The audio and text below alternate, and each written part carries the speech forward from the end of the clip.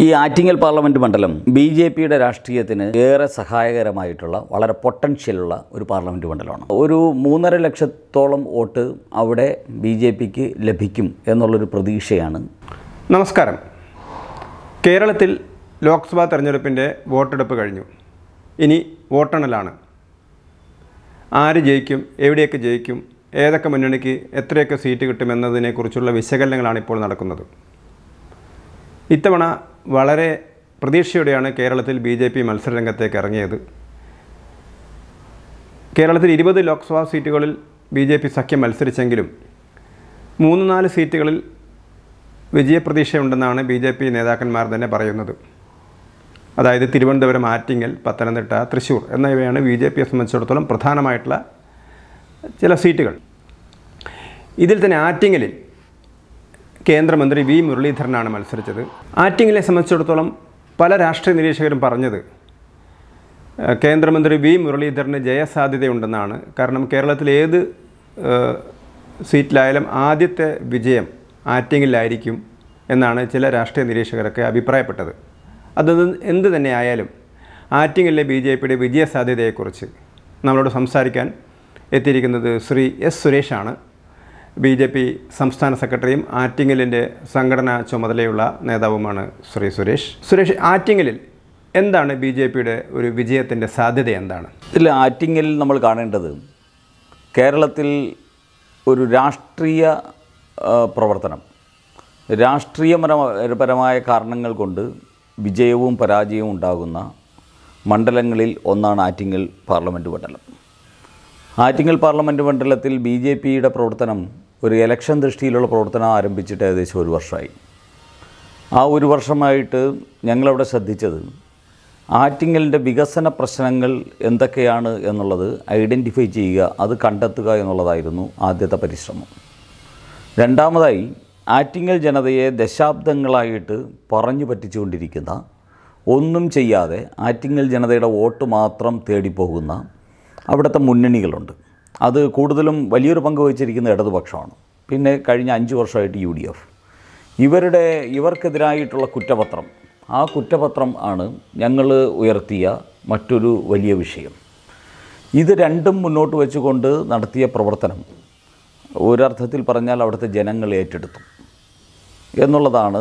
ആറ്റിങ്ങലിലെ തെരഞ്ഞെടുപ്പിൽ ഞങ്ങൾ ഏറ്റവും കൂടുതൽ പ്രാധാന്യം നൽകിയത്. അത് ജനങ്ങൾ ഏറ്റെടുക്കുകയും ചെയ്തു.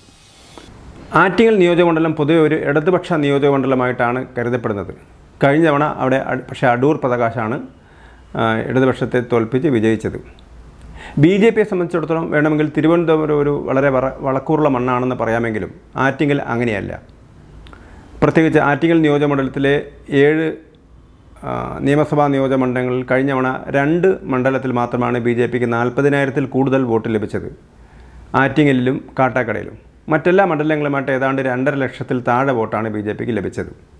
അപ്പോൾ ഇങ്ങനെ ഒരു പരിതസ്ഥിതിയിൽ 2 മുന്നണിയുടെയും തോൽപ്പിച്ച് ബി.ജെ.പിക്ക് ജയിക്കാൻ കഴിയുമെന്ന് സുരേഷിന് തോന്നുന്നുണ്ടോ?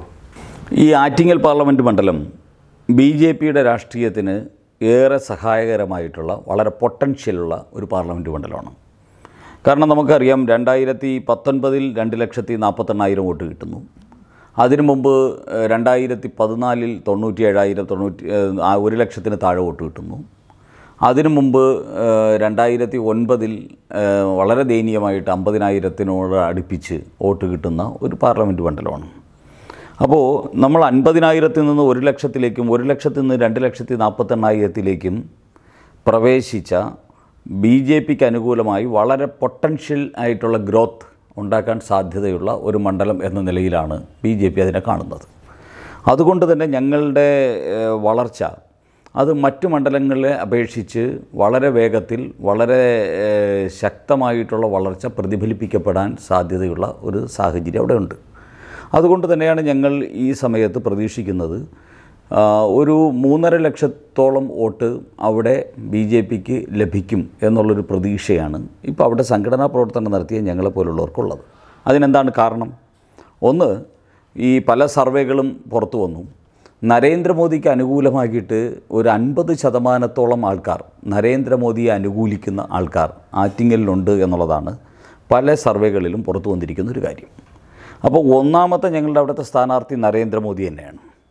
നരേന്ദ്രമോദിയെ അനുകൂലിക്കുന്ന വെറും സാധാരണക്കാരാണ്. ആറ്റിങ്ങൽ പാർലമെൻറ്റ് എന്ന് പറയുന്നത് വെറും ഗ്രാമീണ ജനതയാണ്. 53 പഞ്ചായത്തുകളും അതോടൊപ്പം തന്നെ 3 മുനിസിപ്പാലിറ്റിയാണ്. കോർപ്പറേഷനൊന്നും അവിടെ ഇല്ല. ഈ പഞ്ചായത്തുകൾ വിതുര പഞ്ചായത്തും പെരിങ്ങമല പഞ്ചായത്തും കുറ്റിച്ചൽ പഞ്ചായത്തും പോലെയുള്ളത് വനമേഖലകൾ ഉൾപ്പെടുന്ന പഞ്ചായത്തുകളാണ്. അതോടൊപ്പം തന്നെ അറബിക്കടലുണ്ട്. അതുപോലെ തന്നെ നമ്മുടെ ഈ വെസ്റ്റേൺ ഘാട്ടിൻ്റെ പ്രദേശങ്ങളുണ്ട്. ഇതൊക്കെ അടങ്ങുന്ന കുറേ വൈജാത്യങ്ങളുള്ള ഒരു പ്രദേശമാണ്. അപ്പോൾ ഈ പ്രദേശത്ത് ജനങ്ങളുടെ ജീവിതവും അതുപോലെ തന്നെയാണ്. മീൻ പിടിച്ച് ജീവിക്കുന്നവരുണ്ട്, വനവിഭവങ്ങൾ ശേഖരിച്ച് ജീവിക്കുന്നവരുണ്ട്, കൂലിപ്പണിക്കാരുണ്ട്, അതോടൊപ്പം തന്നെ സർക്കാർ ഉദ്യോഗസ്ഥരുണ്ട്. ഇങ്ങനെ പല മേഖലയിലുള്ള ആൾക്കാരുള്ള ഒരു പ്രത്യേക പ്രദേശമാണ്. അപ്പോൾ ഈ പ്രദേശത്ത് നരേന്ദ്രമോദി അനുകൂലിക്കുന്ന ആൾക്കാർ 50% ആൾക്കാരുണ്ട് എന്നുള്ളതാണ് ഞങ്ങളുടെ ഏറ്റവും വലിയ ഒരു ഗുണപരമായിട്ടുള്ള ഞങ്ങൾക്ക് പ്രതീക്ഷയ്ക്ക് വക നൽകുന്ന ഒരു ഘടകം. രണ്ടാമത്തെ ഘടകം എന്താ?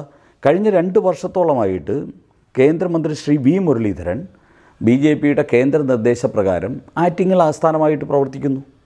അദ്ദേഹം അവിടുത്തെ ജനങ്ങളുമായിട്ട് ബന്ധപ്പെട്ട എല്ലാ വിഷയങ്ങളിലുമുണ്ട്, എല്ലാവരുടെ വിഷയത്തിലും ഇടപെടുന്നുണ്ട്. അത് ഇപ്പോൾ മുതലപ്പുഴയിലെ ദുരന്ത ഭൂമിയിലാണെങ്കിൽ ഇവിടുത്തെ സംസ്ഥാനത്തെ മന്ത്രിമാർ അവിടെ ചെന്നു. ഉറ്റവരും ഉടയവരും ഒക്കെ മരണപ്പെട്ടു പോയ ആൾക്കാരെ അധിക്ഷേപിച്ച് അവരെ അസഭ്യ വർഷം നടത്തിയിട്ടാണ് മന്ത്രിമാർ തിരിച്ചു പോയത്. അതേസമയത്ത് വി മുരളീധരൻ അവിടെ പോയി സംസ്ഥാന ഉദ്യോഗസ്ഥന്മാരെയും കേന്ദ്ര ഉദ്യോഗസ്ഥന്മാരെയും അവിടെ വിളിച്ചു വരുത്തി വിഷയങ്ങൾ ചർച്ച ചെയ്തു. അവിടുത്തെ നാട്ടുകാരുമായിട്ട് ചർച്ച ചെയ്തു. അതോടൊപ്പം തന്നെ കേന്ദ്ര ഫിഷറീസ് വകുപ്പ് മന്ത്രി അവിടെ കൊണ്ടുവന്നു. വളരെ പോസിറ്റീവ് ഒരു മന്ത്രി എന്ന നിലയിൽ സമയബന്ധിതമായി ഒരാഴ്ചയ്ക്കുള്ളിൽ തന്നെ വളരെ ക്രിയാത്മകമായിട്ട് ആ വിഷയത്തിൽ ഇടപെട്ട ഒരു കേന്ദ്രമന്ത്രിയാണ് വി മുരളീധരൻ. അതുകൊണ്ട് തീരദേശ മേഖലയിൽ വി മുരളീധരൻ കഴിവുറ്റ മന്ത്രിയാണ്. വി മുരളീധരൻ പറയുന്ന കാര്യം ചെയ്യുന്ന മന്ത്രിയാണ്. വി മുരളീധരൻ മാത്രമേ എന്തെങ്കിലും ചെയ്യാൻ സാധിക്കൂ എന്നുള്ളൊരു പ്രതീതി തീരദേശ മേഖലയിലുണ്ടായി. അതുപോലെ തന്നെ ദേശീയപാത വികസനവുമായി ബന്ധപ്പെട്ട നിരവധി പ്രശ്നങ്ങളുണ്ട്. MP-മാരും MLA-മാരും ഒക്കെ കളക്ടറുടെ മീറ്റിങ്ങിൽ പങ്കെടുക്കാറ് പോലുമില്ല ഈ ദേശീയപാത വികസനവുമായിട്ട് ബന്ധപ്പെട്ട ചർച്ചകളിൽ. പക്ഷേ വി മുരളീധരൻ ജനങ്ങളുടെ മുമ്പിലേക്ക് പോയിട്ട് ആ വിഷയങ്ങൾ പഠിച്ച് ദേശീയപാത വികസനത്തിൽ അവിടുത്തെ ജനങ്ങളുടെ ഉത്കണ്ഠകൾ പരിഹരിക്കുന്ന രീതിയിൽ ഇടപെടലുകൾ നടത്തി. ആ ദേശീയപാത കടന്നു പോകുന്ന എല്ലാ സ്ഥലത്തും വി മുരളീധരൻ്റെ ഇടപെടലുകൾ നമുക്ക് കാണാൻ സാധിക്കുന്നു. വേറൊരു വിഷയം മഞ്ഞക്കുറ്റി വിഷയം, കേരയിൽ വിഷയത്തിൽ കേരളത്തിൽ ഏറ്റവും ഉജ്ജ്വലമായ സമരം നടത്തിയ നേതാവാരാ? വി മുരളീധരൻ. അദ്ദേഹം കേരയിൽ കടന്നു പോകുന്ന പാതയിലൂടെ കാൽനടയായിട്ട് യാത്ര ചെയ്തു. ഓരോ വീട്ടിലും ചെന്ന് കയറി ആശ്വസിപ്പിച്ചു. നിങ്ങൾ ദുഃഖിക്കണ്ട, ഞങ്ങൾ ഈ കേരയിൽ നടപ്പാക്കാൻ അനുവദിക്കില്ല, കേന്ദ്ര സർക്കാർ അനുവദിക്കില്ല എന്ന് ഓരോ വീട്ടിലും കയറി ഇറങ്ങി അവർക്ക് ആത്മവിശ്വാസം കൊടുത്തു. എന്നിട്ട് വന്ദേ ഭാരത് കൊണ്ടുവന്നില്ലേ?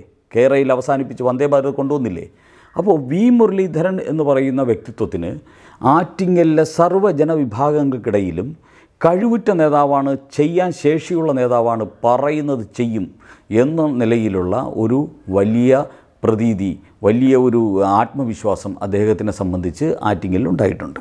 അപ്പം നരേന്ദ്രമോദിയും വി മുരളീധരനും ഒരുമിച്ച് ചേരുന്ന BJPക്ക് അനുകൂലമായിട്ടുള്ളൊരു അന്തരീക്ഷവും BJPയുടെ സംഘടനാ പ്രവർത്തനം സജീവമാക്കി. ഞങ്ങൾ 1423 ബൂത്തുകളിൽ ഏകദേശം ഒരു 10-15 ബൂത്ത് ഒഴികെ ബാക്കി എല്ലാ സ്ഥലത്തും പാർട്ടിയുടെ സംഘടനാ പ്രവർത്തനം സജീവമായി. ആ സംഘടനാ പ്രവർത്തനത്തിൻ്റെ കരുത്തും ഈ 2 നേതാക്കന്മാരുടെ ജനങ്ങൾക്കിടയിലുള്ള ആത്മവിശ്വാസവും ഒരുമിച്ച് ചേരുമ്പോൾ ഞങ്ങൾക്ക് ആറ്റിങ്ങലിൽ അത്ഭുതം സൃഷ്ടിക്കാൻ സാധിക്കും എന്ന് പൂർണ്ണ വിശ്വാസമാണ് ഞങ്ങൾക്കുള്ളത്.